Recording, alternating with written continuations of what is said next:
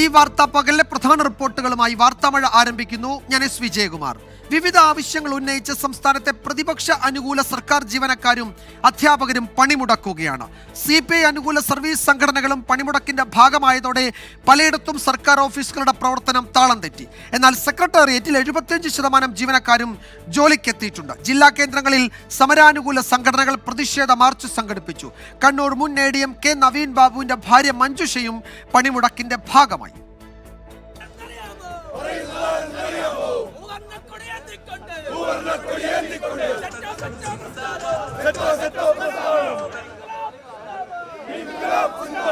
CPI അനുകൂല സംഘടനയായ joint കൗൺസിലും Congress അനുകൂല സംഘടനയായ സെറ്റയുമാണ് പണിമുടക്കിന് നേതൃത്വം നൽകിയത്. പങ്കാളിത്ത പെൻഷൻ പിൻവലിക്കുക, DA കുടിശ്ശിക നൽകുക, ശമ്പള പരിഷ്കരണം നടപ്പിലാക്കുക തുടങ്ങിയ ആവശ്യങ്ങൾ ഉന്നയിച്ചായിരുന്നു സമരം. കളക്ടറേറ്റുകളിലും താലൂക്ക് ഓഫീസുകളിലും സമരം സാരമായി ബാധിച്ചു.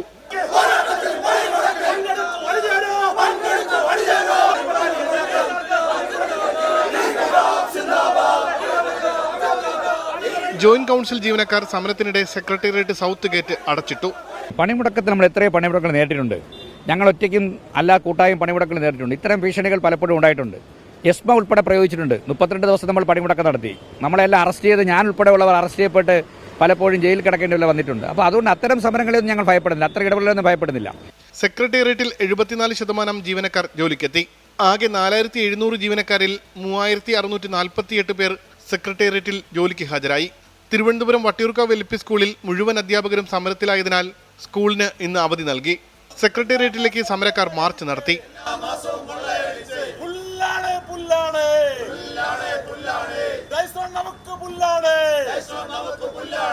കളക്ടറേറ്റുകൾക്ക് മുന്നിലായിരുന്നു മറ്റ് ജില്ലകളിലെ സമരം. കൊല്ലം കളക്ടറേറ്റിന് മുന്നിൽ സമരക്കാർ കെട്ടിയ പന്തൽ പോലീസ് പൊളിച്ചു നീക്കി.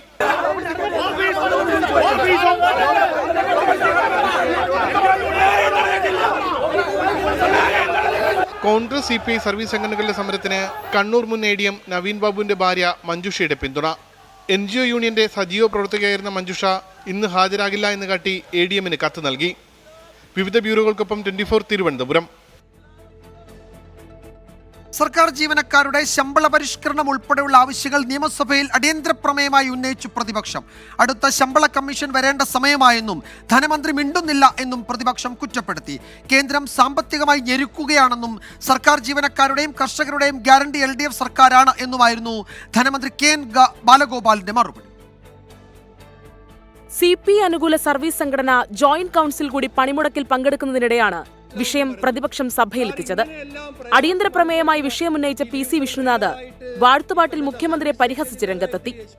ആനുകൂല്യങ്ങൾ കിട്ടാതെയാണ് ജീവനക്കാർ പാട്ടുപാടിയതെന്ന് PC വിഷ്ണുനാഥ്. ഇല്ലാതായ ദുഃഖമെല്ലാം കടിച്ചമർത്തിക്കൊണ്ടാണ് സാർ അവരെ സെക്രട്ടേറിയറ്റിൽ നിന്ന് ചെങ്കൊടിക്കു കാവലാൽ ചെങ്കനൽ കണക്കൊരാൾ വർഗബോധ താരയിൽ തൊഴിലാളികൾക്ക് തോഴനായി ഇരുളടഞ്ഞ പാതയിൽ ജ്വലിച്ച സൂര്യനെ. സാർ വയലാർ എഴുതുമോ സാർ ഇതുപോലെ? മുൻ UDF സർക്കാരുകളുടെ കാലത്തെ പ്രതിഷേധങ്ങൾ സൂചിപ്പിച്ചായിരുന്നു ധനമന്ത്രി KN ബാലഗോപാലിന്റെ പ്രതികരണം. ഭരണത്തിലുള്ളപ്പോഴും പ്രതിപക്ഷത്തായിരിക്കുമ്പോഴും LDFന് ഒറ്റ നിലപാടാണെന്നും KN ബാലഗോപാൽ. സർക്കാർ ജീവനക്കാർക്ക്, പണിയെടുക്കുന്ന ആളുകൾക്ക് കൊടുക്കേണ്ട ആനുകൂല്യങ്ങൾ കൊടുക്കാതെയും ഈ സംസ്ഥാനത്തെ സർക്കാർ സംവിധാനം തകർത്തുകൊണ്ടും മുന്നോട്ട് പോകാമെന്ന് ഇടതുപക്ഷ ജനാധിപത്യ മുന്നണി വിചാരിക്കുന്നില്ല എന്ന് മാത്രമല്ല, പറഞ്ഞ കാര്യങ്ങൾ ചെയ്യുക, അതിനധികവും ചെയ്യുക എന്നുള്ളതാണ്. പറഞ്ഞ കാര്യങ്ങൾ ചെയ്യും, അതിലധികവും ചെയ്യും ഇടതുപക്ഷ ജനാധിപത്യ മുന്നണി. അടുത്ത ശമ്പള കമ്മീഷൻ റിപ്പോർട്ട് വരേണ്ട സമയമായെന്നും ഇതേക്കുറിച്ച് ധനമന്ത്രി മിണ്ടുന്നില്ലെന്നും പ്രതിപക്ഷ നേതാവ് VD സതീശൻ. PC വിഷ്ണുനാഥ് സൂചിപ്പിച്ച വാഴ്ത്തുപാട്ടിൽ മുഖ്യമന്ത്രിയോട് സതീശൻ പറഞ്ഞത് ഇങ്ങനെ: സാർ, ഞാൻ മുഖ്യമന്ത്രിയോട് പറയാനുള്ളത്, നമുക്കിങ്ങനെ പഴയ രാജകൊട്ടാരങ്ങളിൽ വിദൂഷകരുണ്ടായിരുന്നു ധാരാളം. മന്നവേന്ദ്ര വിളങ്ങുന്നു നിൻമുഖം ചന്ദ്രനെ പോലെ എന്ന് പാടിയ വിദൂഷകരുടെ കാലം ഉണ്ടായിരുന്നു. അങ്ങ് ഇതിലൊന്നും വീഴരുത്. അങ്ങേ പറ്റിക്കാൻ വേണ്ടിയിട്ട് ഇങ്ങനെ ഇവരെല്ലാം ഇങ്ങനെ വാഴ്ത്തുപാട്ടുമായിട്ട് വരിക. അടിയന്തര പ്രമേയത്തിന്മേലുള്ള ചർച്ചയ്ക്ക് അനുമതി നൽകാത്തതിനാൽ പ്രതിപക്ഷം സഭയിൽ നിന്നിറങ്ങിപ്പോയി. CPIയെ പ്രതിപക്ഷ നേതാവ് വാക്കൌട്ടിന് ക്ഷണിച്ചത് കൗതുകമായി. ഞാനും എന്റെ പാർട്ടിയും വാക്കൌട്ട് ചെയ്യുന്നു. ഞാൻ ജോയിന്റ് കൗൺസിൽ കൂടി ഇന്ന് സമരം ചെയ്യുന്നതുകൊണ്ട് വാക്കൌട്ടിൽ പങ്കെടുക്കാൻ CPI അംഗങ്ങളെ കൂടി ഞാൻ ക്ഷണിക്കുന്നു. 24 തിരുവനന്തപുരം. PPE കിറ്റ് ക്രമക്കേടുമായി ബന്ധപ്പെട്ട CAG റിപ്പോർട്ടിന് പിന്നാലെ PPE കിറ്റ് വാങ്ങാൻ കുറഞ്ഞ തുക കോട്ടു ചെയ്ത കമ്പനിയുടെ കത്ത് പുറത്തുവിട്ട് പ്രതിപക്ഷം. 550 രൂപയ്ക്ക് PPE കിറ്റ് നൽകാമെന്നറിയിച്ച അനിത ടെസ്കോട്ട് എന്ന കമ്പനി സർക്കാരിന് നൽകിയ കത്താണ് പ്രതിപക്ഷ നേതാവ് ഇന്ന് പുറത്തുവിട്ടത്. CAG റിപ്പോർട്ടിലൂടെ പ്രതിപക്ഷം ഉന്നയിച്ച PPE കിറ്റ് ആരോപണം ശരിയെന്ന് തെളിഞ്ഞുവെന്ന് VD സതീശൻ പറഞ്ഞു. സർക്കാർ ഉത്തരവ് കൊടുക്കുന്നതിൻ്റെ തലേ ദിവസം, അതായത് 28/3/2020 ഈ അനിത ടെക്സ്കോട്ട് പറഞ്ഞിരിക്കുകയാണ്, ഞങ്ങൾ ഈ 550 രൂപയ്ക്ക് ഞങ്ങൾ PPE കിറ്റ് തരാം, ഞങ്ങൾ 25,000 കിറ്റ് തരാം എന്ന് അവർ പറഞ്ഞിരിക്കും. അവരുടെ കയ്യിൽ നിന്ന് അത് വാങ്ങിക്കാതെ പിറ്റേ ദിവസം ഈ കത്ത് കയ്യിലിരിക്കുമ്പോൾ, സർക്കാരിൻ്റെ കയ്യിലിരിക്കുമ്പോൾ 25,000 കിറ്റ് 550 രൂപയ്ക്ക് തരാം എന്നുള്ള കത്തിരിക്കുമ്പോൾ അതിൽ നിന്ന് വാങ്ങിക്കാതെ 1,550 രൂപയ്ക്ക് 3 ഇരട്ടി വിലയ്ക്ക് ഇവർ PPE കിറ്റ് വാങ്ങിച്ചു. അപ്പോൾ മുൻ ആരോഗ്യമന്ത്രിയുടെ ഈ പറയുന്ന വാദം കൃത്യമായി പൊളിയാണ്. അതേസമയം CAG രാഷ്ട്രീയം കളിക്കുകയാണെന്നും PPE കിറ്റുമായി ബന്ധപ്പെട്ട റിപ്പോർട്ട് എന്ത് ഡാറ്റയുടെ അടിസ്ഥാനത്തിലാണെന്നും മുൻ ധനമന്ത്രി ഡോക്ടർ TM തോമസ് ഐസക് ചോദിച്ചു. കോവിഡ് കാലത്ത് നടന്ന തീവട്ടിക്കൊള്ളയാണ് PPE കിറ്റ് പർച്ചേസ് എന്ന് മുൻ പ്രതിപക്ഷ നേതാവ് രമേശ് ചെന്നിത്തല ആരോപിച്ചു. CAG റിപ്പോർട്ടിന്റെ അടിസ്ഥാനത്തിൽ അന്വേഷണം വേണമെന്നാവശ്യപ്പെട്ട് വിജിലൻസിന് പരാതി ലഭിച്ചു. PPE കിറ്റ് വാങ്ങിയതിൽ ക്രമക്കേട് നടന്നെന്ന CAG റിപ്പോർട്ടിനെ തള്ളുന്നു മുൻ ധനമന്ത്രി doctor TM Thomas Isaac. CAG രാഷ്ട്രീയം കളിക്കുകയാണെന്നും കേരളത്തിനെതിരായ കുരിശുയുദ്ധത്തിന്റെ ഭാഗമാണ് റിപ്പോർട്ടെന്നും TM തോമസ് ഐസക്. CAG രാഷ്ട്രീയം തന്നെ, ഏത് രാഷ്ട്രീയമാണ്, ഏത് സ്ഥാപനമാണ് BJP-ക്കാര് ഈ രീതിയിൽ നശിപ്പിക്കാതുള്ളത്? അതുകൊണ്ട് CAG കേരളത്തിനെതിരായിട്ടുള്ള കുരിശുയുദ്ധത്തിന്റെ ഭാഗമാണ്. പ്രതിപക്ഷ നേതാവ് എന്ന നിലയിൽ താൻ ഉന്നയിച്ച ആരോപണമാണിതെന്നും കോവിഡ് കാലത്ത് നടന്ന തീവട്ടിക്കൊള്ളയാണ് PPE കിറ്റ് പർച്ചേസ് എന്നും രമേശ് ചെന്നിത്തല. സാർ, ഞാൻ പ്രതിപക്ഷ നേതാവായിരുന്ന സമയത്ത് അന്ന് ഇത് ഉന്നയിച്ചതാണ്. 450 രൂപയ്ക്ക് കിട്ടിക്കൊണ്ടിരുന്ന കിറ്റ് 10,000 എണ്ണം വാങ്ങിയ ശേഷം നിങ്ങൾ നിർത്തലാക്കി 1,500 രൂപയ്ക്ക് നിങ്ങൾ വാങ്ങാൻ തീരുമാനിച്ചു. ഇത് കൊള്ളയല്ലെങ്കിൽ മറ്റെന്താണ് സാർ? CAG റിപ്പോർട്ടിന്റെ അടിസ്ഥാനത്തിൽ അന്വേഷണം വേണമെന്നാവശ്യപ്പെട്ട് പൊതുപ്രവർത്തകൻ പായിച്ചിറ നവാസ് വിജിലൻസിന് പരാതി നൽകി. 10.23 കോടി രൂപയുടെ അധിക ബാധ്യത പൊതുഖജനാവിനുണ്ടായെന്ന് ചൂണ്ടിക്കാട്ടി വിജിലൻസ് ഡയറക്ടർക്കാണ് പരാതി നൽകിയത്. വിവിധ ബ്യൂറോകൾക്കൊപ്പം 24 തിരുവനന്തപുരം. കോവിഡ് കാലത്ത് സർക്കാർ നടത്തിയ സാമ്പത്തിക ഇടപാടുകളിൽ CBI അന്വേഷണത്തിന് സർക്കാർ തയ്യാറാണോ എന്ന് BJP നേതാവ് V മുരളീധരൻ. PPE കിറ്റ് വാങ്ങിയതിൽ 10 കോടി രൂപ ഒരു കമ്പനിക്ക് വെറുതെ നൽകിയതാണോ എന്ന് V മുരളീധരൻ ചോദിച്ചു. അതോ മറ്റെന്തെങ്കിലും ആനുകൂല്യം തിരികെ ലഭിച്ചോ എന്ന് ജനങ്ങൾക്കറിയാൻ ആഗ്രഹമുണ്ടെന്നും V മുരളീധരൻ പറഞ്ഞു. ഈ 10 കോടി വെറുതെ ഒരു കമ്പനിക്ക് കൊടുത്തതാണോ, അതോ ആ കൊടുത്ത പണത്തിൽ നിന്ന് എന്തൊക്കെ തിരിച്ചുള്ള ആനുകൂല്യങ്ങൾ ഈ തീരുമാനമെടുത്ത ആളുകൾക്ക് ലഭിച്ചു എന്നുള്ളത് അറിയാനാണ് കേരളത്തിലെ ജനങ്ങൾ ആഗ്രഹിക്കുന്നത്. കോവിഡ് കാലത്ത് നടന്നിട്ടുള്ള ഈ മുഴുവൻ സാമ്പത്തിക ഇടപാടുകൾ അന്വേഷിക്കാനായിട്ടൊരു സ്വതന്ത്ര ഏജൻസി, കേരളത്തിൽ നടന്നിട്ടുള്ള ഈ തട്ടിപ്പുകൾ അന്വേഷിക്കാൻ CBIയെ അന്വേഷിക്കാൻ വേണ്ടിയിട്ട് ഏർപ്പെടുത്താൻ മുഖ്യമന്ത്രി സന്നദ്ധനാണോ?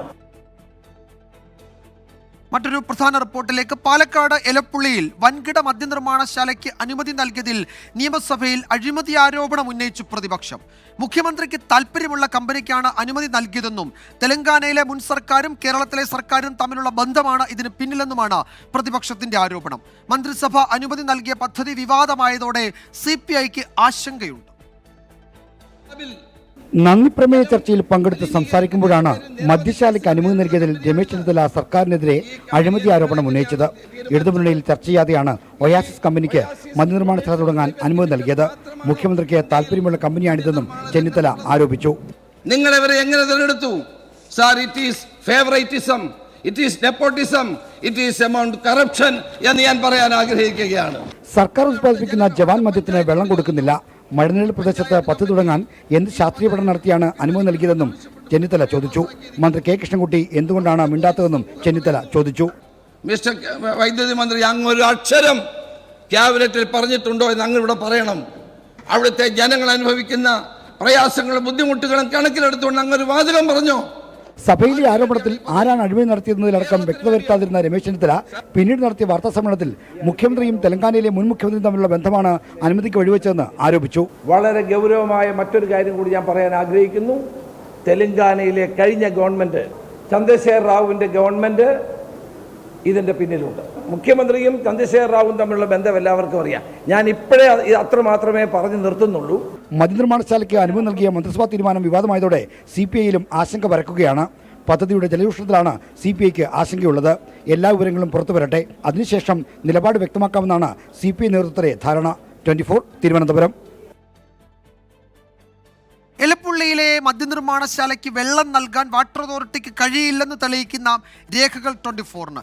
ജലവിഭവ വകുപ്പ് 2017 തന്നെ വ്യാവസായിക ആവശ്യത്തിന് വെള്ളം നൽകാനാവില്ല എന്ന് എക്സിക്യൂട്ടീവ് എഞ്ചിനീയർ നൽകിയ കത്തിൽ തന്നെ വ്യക്തമാക്കുന്നുണ്ട്. അതേസമയം മദ്യനിർമ്മാണശാലയ്ക്കെതിരായ പ്രതിഷേധത്തിൽ BJPക്കുള്ളിലെ ഭിന്നത മറനീക്കി. വ്യാവസായിക ആവശ്യത്തിന് വെള്ളം നൽകാനാകില്ലെന്ന് 2017 തന്നെ ജലവകുപ്പ് വ്യക്തമാക്കുന്നുണ്ട്. കൃഷിക്കും മറ്റാവശ്യങ്ങൾക്കും മലമ്പുഴ ഡാമിലെ വെള്ളം തികയുന്നില്ലെന്ന് എക്സിക്യൂട്ടീവ് എഞ്ചിനീയർ നൽകിയ കത്തിൽ പറയുന്നു. കിൻഫ്രയ്ക്ക് വെള്ളം നൽകാൻ തീരുമാനിച്ചതിന് പിന്നാലെ കളക്ടർക്ക് നൽകിയ കത്തിലാണ് ഇക്കാര്യം വ്യക്തമാക്കുന്നത്.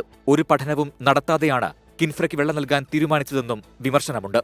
ഇറിഗേഷൻ വകുപ്പ് 2017 കളക്ടർക്ക് നൽകിയ റിപ്പോർട്ടിൽ പറയുന്നത് മലമ്പുഴ ഡാമിൻ്റെ സംഭരണശേഷി കുറവാണെന്നും രണ്ടാം വിള കർഷകർക്ക് വെള്ളം മതിയാവുന്നവരെ കൊടുക്കാൻ കഴിയില്ല എന്നും ആയതുകൊണ്ട് തന്നെ വാട്ടർ അതോറിറ്റിക്ക് അധിക ജലം നൽകാൻ കഴിയില്ലെന്നുമാണ് അന്ന് ഇറിഗേഷൻ കളക്ടറോട് വ്യക്തമാക്കിയത്. അതേസമയം മദ്യനിർമ്മാണശാലയ്ക്കെതിരായ പ്രതിഷേധത്തിൽ BJPക്കുള്ളിലെ ഭിന്നത മറനീക്കുകയാണ്.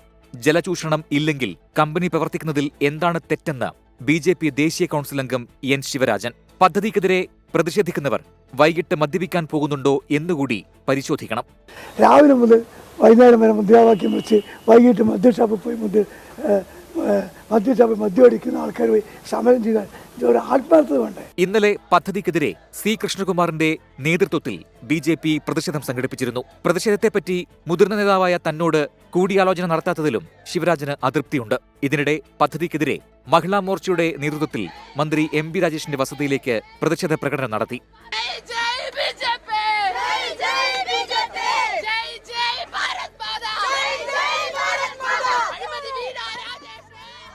24 പാലക്കാട്.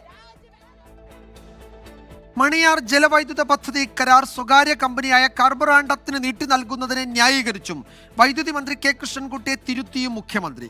പദ്ധതി തിരിച്ചെടുക്കാൻ കമ്പനിക്ക് നോട്ടീസ് നൽകിയിട്ടുണ്ടെന്ന് വൈദ്യുതി മന്ത്രി നിയമസഭയെ അറിയിച്ചതിന് പിന്നാലെയാണ് മുഖ്യമന്ത്രിയുടെ തിരുത്ത്. കരാർ കാലാവധി കഴിഞ്ഞിട്ടും പദ്ധതി ഏറ്റെടുക്കുന്നതിൽ എന്താണ് തടസ്സമെന്ന് രമേശ് ചെന്നിത്തല ചോദിച്ചു. 30 വർഷത്തെ BOT കരാർ കാലാവധി അവസാനിച്ചതിനാൽ കാർബറാണ്ടം കമ്പനിക്കിനി പദ്ധതിയിൽ അവകാശമില്ലെന്ന് വൈദ്യുത മന്ത്രി K കൃഷ്ണൻകുട്ടി. വകുപ്പുതല നിലപാടുകളിൽ ഭിന്നതയുണ്ടെന്നും മന്ത്രിയുടെ തുറന്നു പറച്ചിൽ. കാർബറാണ്ടം യൂണിവേഴ്സിറ്റി ലിമിറ്റഡ് നയിച്ച മണിയാർ ചെറുകിട വൈദ്യുതിയുടെ ബൂട്ട് കാലാവധി ദീർഘിക്കുന്നത് പ്രത്യക്ഷമായി പൊതുമേഖലാ സ്ഥാപന KSBയിൽ നഷ്ടമുണ്ടാക്കുകയും അത് പരോക്ഷമായി വൈദ്യുതി ചാർജ് വർധനയുടെ പൊതുജനങ്ങളുടെയും ബാധിക്കാനിടയെന്ന് KSEBL റിപ്പോർട്ട് ചെയ്തിട്ടുണ്ട്. 30 വർഷത്തെ കാലാവധി കഴിഞ്ഞതിനാൽ മേൽപ്പറഞ്ഞ പദ്ധതി ഏറ്റെടുക്കുന്നതിനായി KSBL കാർബറാണ്ടം കമ്പനിക്ക് നോട്ടീസ് നൽകിയിട്ടുണ്ട്.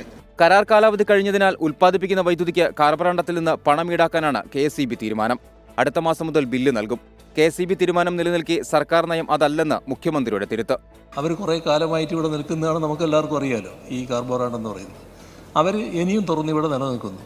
അപ്പോൾ അത്തരം ക്യാപ്റ്റീവ് ജനറേഷൻ തുറന്നു പോകണമെന്നുള്ളത് തന്നെയാണ് സർക്കാരിൻ്റെ പൊതുവായ നയം. അതിലൊരു തർക്കവും ആ കാര്യത്തിലില്ല. മണിയാർ പദ്ധതിയുടെ കരാർ പുതുക്കുന്നതിൽ വ്യവസായ വൈദ്യുതി മന്ത്രിമാർ ഭിന്നത നിലനിൽക്കുമ്പോഴാണ് മുഖ്യമന്ത്രിയുടെ ഇടപെടൽ. 12ഓളം ജലവൈദ്യുത കരാറിനെ ദോഷകരമായി ബാധിക്കുന്ന തലതിരിഞ്ഞ തീരുമാനമാണെന്ന് സബ്മിഷൻ അവതരിപ്പിച്ച രമേശ് ചെന്നിത്തല പറഞ്ഞു. വിഴിഞ്ഞം തുറമുഖ പദ്ധതി കരാറിനടക്കം ഈ തീരുമാനം തിരിച്ചടിയാണെന്നാണ് പ്രതിപക്ഷത്തിന്റെ മുന്നറിയിപ്പ്. 24 തിരുവനന്തപുരം. മറ്റൊരു പ്രധാന റിപ്പോർട്ടിലേക്ക്. അതിരപ്പള്ളിയിൽ മസ്തകത്തിൽ മുറിവേറ്റ കാട്ടാനെ മയക്കുവെടി വെക്കാനുള്ള ആദ്യ ദൗത്യം പാളി. പടക്കം പൊട്ടിച്ച് തുരുത്തിൽ നിന്ന് മാറ്റിയതോടെ ആന പരിഭ്രാന്തനായി ഓടി. 2 സംഘങ്ങളായി തിരിഞ്ഞ് ദൗത്യം തുടരുകയാണ്. ആന ഉൾക്കാട്ടിൽ നിലയുറപ്പിക്കാതെ ഓടുന്ന സാഹചര്യമാണ് ഇപ്പോഴും ഉള്ളത്. സൂരജ് സജി വിവരങ്ങൾ നൽകും തൃശ്ശൂരിൽ നിന്ന്. സൂരജ്, എന്താണ് പുതിയ വിവരങ്ങൾ? ആനയെ വീണ്ടും കണ്ടെത്താൻ കഴിഞ്ഞിട്ടുണ്ടോ? മയക്കുവെടി വെച്ച് അതിന് അടിയന്തരമായി ചികിത്സ നൽകേണ്ട ഒരു സാഹചര്യമുണ്ട്. അതിന് പറ്റുന്ന തരത്തിൽ കാര്യങ്ങൾ സജ്ജമായിട്ടുണ്ടോ? കൺസ്ട്രക്ഷൻ നടക്കുന്ന മേഖലയിലാണ്. പക്ഷേ ദൗത്യസംഘം ഉച്ചയൂണിന് വേണ്ടി താൽക്കാലികമായി ദൗത്യം അവസാനിപ്പിച്ചിരിക്കുന്നു. ഈ മേഖലയിൽ നിന്ന് ഈ ദൗത്യസംഘത്തിന് നേതൃത്വം കൊടുക്കുന്ന ഈ ഡോക്ടർ അരുൺ സക്രി അടക്കം ഇവിടെ നിന്ന് ഉച്ചഭക്ഷണം കഴിക്കുന്നതിനായി മടങ്ങുകയും ചെയ്തു. ഇതുമായി ബന്ധപ്പെട്ടുകൊണ്ട് നിർണായകമായ വിവരങ്ങൾ ഇപ്പോൾ പുറത്തു വരികയാണ്. അതായത് ഈ മിഷൻ മുന്നോട്ട് കൊണ്ടുപോകാൻ കഴിയാത്തൊരവസ്ഥയിലേക്ക് കാര്യങ്ങൾ എത്തിയിരിക്കുന്നു എന്നുള്ളതാണ് നമുക്ക് ലഭിക്കുന്ന വിവരം. അതായത് ഈ ആന തീർത്തും വനംവകുപ്പിന്റെ നിരീക്ഷണത്തിന് പുറത്തു പോയിരിക്കുന്നു. അതായത് ഈ തുരുത്തിലായിരുന്നു, ഇവിടെ ഇടതുവശത്തുണ്ടായിരുന്ന ഒരു തുരുത്തിലായിരുന്നു ആന. രാവിലെ നമ്മൾ ദൃശ്യം കാണിക്കുന്ന സമയത്ത് ആന ഉണ്ടായിരുന്നത്. പക്ഷെ അവിടെ നിന്ന് പടക്കം പൊട്ടിച്ച് ആന ഈ റബ്ബർ തോട്ടത്തിലേക്ക് കയറ്റാൻ ഒരു ശ്രമം വനംവകുപ്പ് നടത്തി. പക്ഷേ അത് പാളുന്നു. പരിഭ്രാന്തിപ്പെട്ട ആന ഈ പടക്കം പൊട്ടിയതോടുകൂടി ഓടി ഈ റിസർവ് വനത്തിലേക്ക് കയറുകയായിരുന്നു എന്നുള്ളതാണ് വനംവകുപ്പ് പറയുന്നത്. പക്ഷേ വനംവകുപ്പിന്റെ ജീവനക്കാരടക്കം ഈ ആനയെ പിന്തുടർന്നെത്തിയെങ്കിൽ പോലും ആനയെ പിന്നീട് കണ്ടെത്താൻ സാധിച്ചിട്ടില്ല. അതുകൊണ്ട് തന്നെ ഈ ദൗത്യം മുന്നോട്ട് കൊണ്ടുപോകാൻ കഴിയാത്തൊരു സാഹചര്യമാണ്. ഇപ്പോൾ ഉച്ചഭക്ഷണത്തിന് വേണ്ടി ദൗത്യം അവസാനിപ്പിച്ചിരിക്കുന്നു. പക്ഷേ 4 മണി വരെ മാത്രമായിരിക്കും അങ്ങനെയെങ്കിൽ ഈ ദൗത്യം മുന്നോട്ട് കൊണ്ടുപോകാൻ കഴിയുകയുള്ളൂ എന്നുള്ളതാണ് അറിയിക്കുന്നത്. ഇപ്പോൾ നിലവിൽ 2 സംഘങ്ങളായി തിരിഞ്ഞായിരുന്നു ആദ്യഘട്ടത്തിൽ തിരച്ചിൽ നടത്തിയിരുന്നത്. അത് കൂടുതൽ സംഘങ്ങളായി വർദ്ധിപ്പിക്കാൻ ഉച്ചയ്ക്ക് ശേഷം തീരുമാനിക്കുന്നു. പക്ഷേ 4 മണിയോടുകൂടി ലൈറ്റ് ഉൾപ്പെടെ നഷ്ടപ്പെടുന്ന ഒരു സാഹചര്യം, അതായത് ഇരുട്ട് വീണു തുടങ്ങുന്ന ഒരു സാഹചര്യമുണ്ട്. സ്വാഭാവികമായും ഈ ദൗത്യം മുന്നോട്ട് കൊണ്ടുപോകാൻ കഴിയില്ല. അപ്പോൾ ആന നിരീക്ഷണ വലയത്തിന് പുറത്തു പോയത് ഈ ദൗത്യം തന്നെ മുന്നോട്ട് കൊണ്ടുപോകാൻ കഴിയാത്തൊരു സ്ഥിതിയിലേക്ക് കൊണ്ടുചെന്ന് എത്തിച്ചിരിക്കുകയാണ് വിജയകുമാർ. യെസ്, ആന ഉൾവനത്തിലേക്ക് വലിഞ്ഞു എന്നും 4 മണി വരെ മാത്രമേ ശ്രമം തുടരാൻ കഴിയൂ എന്നും DFO ആർ ലക്ഷ്മി പറഞ്ഞു. എന്താണ് DFO പറഞ്ഞതെന്ന് കൂടി നമുക്ക് പരിശോധിക്കാം. സൂരജ് തുടരുക, സൂരജിലേക്ക് വരും. അതിനു മുമ്പ് DFO എന്താണ് വിശദീകരിച്ചതെന്ന് കേൾക്കാം. ഇല്ല, ഇന്നത്തേത് നമ്മൾ ആനയെ സൈറ്റ് ചെയ്തു. ആനയെ ഒന്ന് ഓടിച്ചൊന്ന് കയറ്റി ഒരു കംഫർട്ടബിൾ സ്ഥലം നോക്കി ഡാർട്ട് ചെയ്യാനായിരുന്നു ഉദ്ദേശം. പക്ഷെ അപ്പോഴത്തേക്ക് ആന മുകളിലേക്ക് റിസർവിലേക്ക് പോയിരിക്കുകയാണ്, കാട്ടിൽ കയറി പോയി. ഇപ്പോൾ സൈറ്റിങ് നമ്മുടെ മിസ്സായി. വാച്ചേഴ്സിനെ നോക്കുന്നുണ്ട്. അത് കംഫർട്ടബിൾ ആയിട്ട് കുറച്ച് താഴെ ഇറങ്ങി വരാൻ ശ്രമിച്ചിട്ടുണ്ടായിരുന്നു. പിന്നെ ആൾക്കാരുടെ പ്രസൻസ് കണ്ടപ്പോൾ മേളിൽ കയറി പോയതാണ്. യെസ്, സൂരജ്, അപ്പോൾ ഈ ആനയുടെ ആരോഗ്യനില വളരെ മോശമാണ്, അവശ്യ നിലയിലാണെന്ന് വനംവകുപ്പ് ഉദ്യോഗസ്ഥർ തന്നെ വ്യക്തമാക്കുന്നുണ്ട്. അപ്പോൾ അതിന് അടിയന്തരമായി ചികിത്സ നൽകേണ്ടതുണ്ട്. പക്ഷേ ഇപ്പോഴത്തെ നിലയിൽ അത് സാധ്യമാകുന്ന ഒരു സാഹചര്യം ഇല്ല, അല്ലേ?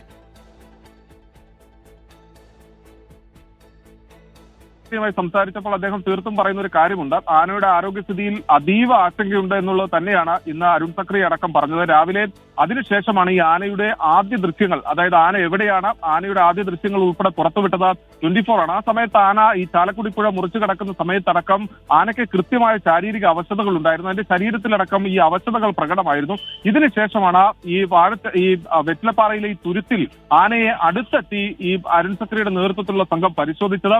അപ്പോൾ ആനയുടെ ആരോഗ്യസ്ഥിതിയിൽ വലിയ ആശങ്കയുണ്ട്. പ്രത്യേകിച്ച് ഈ വ്രണത്തിൽ നിന്ന് പഴുപ്പ് അടക്കം ഒലിച്ചിറങ്ങുന്ന ഒരു സാഹചര്യമായിരുന്നു. ഇതോടുകൂടി തന്നെയാണ് ദ്രുതഗതിയിൽ മയക്കുവെടി വെച്ച് ആനയ്ക്ക് ചികിത്സ കൊടുക്കാനുള്ള ഒരു തീരുമാനത്തിലേക്ക് എത്തിയത്. പക്ഷേ ആ തുരുത്തിന് ചുറ്റും ഒരു ഈ വെള്ളം കെട്ടി നിൽക്കുന്ന ഒരു സാഹചര്യമാണ്. ചാലക്കുടിപ്പുഴയുടെ നടുവിലാണ്. അപ്പോൾ സ്വാഭാവികമായി അവിടെ വെച്ച് മയക്കുവെടി വെച്ചാൽ ഈ തുമ്പിക്കൈ ആന ഓടുകയും പിന്നീട് ഈ തുമ്പി വെള്ളത്തിൽ മുങ്ങുന്ന ഒരു സാഹചര്യമൊക്കെ ഉണ്ടായാൽ ആനയുടെ ജീവൻ തന്നെ നഷ്ടപ്പെടും. അതോടുകൂടിയാണ് ഈ തുരുത്തിൽ നിന്ന് പടക്കം പൊട്ടിച്ച് ആനയെ ഈ റബ്ബർ തോട്ടത്തിലേക്ക് മാറ്റാനുള്ള ശ്രമം വനംവകുപ്പ് നടത്തിയത്. പക്ഷെ പടക്കം പൊട്ടിച്ചതോടുകൂടി വലിയ പരിഭ്രാന്തിയിലാകുകയും പിന്നീട് ആന ഉൾക്കാട്ടിലേക്ക് വലിയുകയുമായിരുന്നു. ഇതാണ് ഇപ്പോൾ ദൗത്യം ഒരു സങ്കീർണ നിലയിലേക്ക് എത്തിച്ചിരിക്കുന്നത്. അതോടൊപ്പം തന്നെ വിജയകുമാർ, ഈ കുങ്കിയാനകളുടെ അടക്കം സഹായം ആദ്യഘട്ടത്തിൽ തന്നെ ലഭ്യമാക്കുമെന്ന് വനംവകുപ്പ് പറഞ്ഞതാണ്. പക്ഷേ ഈ മിഷനിൽ കുങ്കിയാനകൾ ഉൾപ്പെടുത്താത്തതും തിരിച്ചടിയായെന്ന വിമർശനം ഈ വന്യജീവി സംരക്ഷകരുടെ അടുത്ത ഭാഗത്തു നിന്ന് ഉയരുന്നുണ്ട്. പക്ഷേ ഇത് സംബന്ധിച്ച് നമ്മൾ ഇന്ന് DFOയോട് വിശദീകരണം ചോദിച്ചിരുന്നു. അപ്പോൾ DFO പറയുന്നത് കുങ്കിയാനകൾ ഉപയോഗിക്കണമെന്ന് അരുൺ സക്രി ആവശ്യപ്പെട്ടാൽ ആ സമയത്ത് എത്തിക്കാൻ തങ്ങൾ തയ്യാറാണ്. ഒരു തരത്തിലുള്ള സാമ്പത്തിക പ്രതിസന്ധിയുടെയും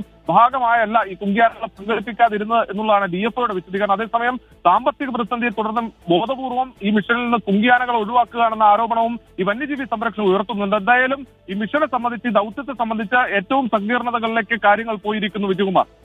യെസ്, ആന ഉൾവനത്തിലേക്ക് പോയി എന്നാണ് DFO അറിയിച്ചത്. വൈകിട്ട് 4 മണി വരെ ആ ശ്രമം തുടരും എന്നും DFO വ്യക്തമാക്കിയിട്ടുണ്ട്. ആന എവിടെയാണ് എന്നിപ്പോൾ ലൊക്കേറ്റ് ചെയ്യാൻ കഴിഞ്ഞിട്ടില്ല എന്നാണ് സൂരജ് സജി വിവരങ്ങൾ നൽകിയത് തൃശ്ശൂരിൽ നിന്ന്. വയനാട്ടിലെ സഹകരണ സ്ഥാപനങ്ങളിലെ നിയമന തട്ടിപ്പുമായി ബന്ധപ്പെട്ട് സഹകരണ വകുപ്പിന്റെ അന്വേഷണം. 5 സഹകരണ ബാങ്കുകളിലാണ് അന്വേഷണം. അതേസമയം വയനാട് DCC ട്രഷറർ NM വിജയന്റെ ആത്മഹത്യയുമായി ബന്ധപ്പെട്ട കേസിൽ DCC പ്രസിഡന്റ് ND അപ്പച്ചൻ, കോൺഗ്രസ് മുൻ നേതാവ് KK ഗോപിനാഥൻ എന്നിവരുടെ അറസ്റ്റ് രേഖപ്പെടുത്തി. DCC ട്രഷറർ NM വിജയന്റെ മരണവും ഇതുമായി ബന്ധപ്പെട്ടുണ്ടായ നിയമനക്കോഴ വിവാദവുമാണ് സഹകരണ വകുപ്പിന്റെ അന്വേഷണത്തിലേക്ക് നയിച്ചത്. UDF ഭരിക്കുന്ന ബാങ്കുകളിലെ നിയമനവുമായി ബന്ധപ്പെട്ട് നേരത്തെ പരാതികൾ ഉയർന്നിട്ടും സഹകരണ വകുപ്പ് ഒരു നടപടിയും എടുത്തില്ലെന്ന ആക്ഷേപം ശക്തമായിരുന്നു. സുൽത്താൻ ബത്തേരി അർബൻ ബാങ്ക്, കാർഷിക ഗ്രാമവികസന ബാങ്ക്, സർവീസ് സഹകരണ ബാങ്ക്, പൂതാടി സർവീസ് സഹകരണ ബാങ്ക്, മടക്കിമല സർവീസ് സഹകരണ ബാങ്ക് എന്നിവിടങ്ങളിലെ നിയമനങ്ങളെക്കുറിച്ചാണ് അന്വേഷണം. Sultan Bathery assistant registrar K ജമാലിനാണ് 30 ദിവസത്തിനകം അന്വേഷണം നടത്തി റിപ്പോർട്ട് നൽകാൻ നിർദ്ദേശം. NM വിജയന്റെ ബാധ്യതകളെക്കുറിച്ച് റിപ്പോർട്ട് നൽകാനും നിർദ്ദേശമുണ്ട്.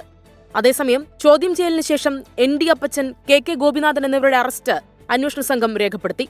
ആത്മഹത്യാ പ്രേരണ കുറ്റമാണ് ഇവർക്കെതിരെ ചുമത്തിയിരിക്കുന്നത്. കൽപ്പറ്റ സെഷൻസ് കോടതി മുൻകൂർ ജാമ്യം അനുവദിച്ചിരുന്നു. IC ബാലകൃഷ്ണൻ MLA-യെയും അടുത്ത ദിവസം ചോദ്യം ചെയ്യും.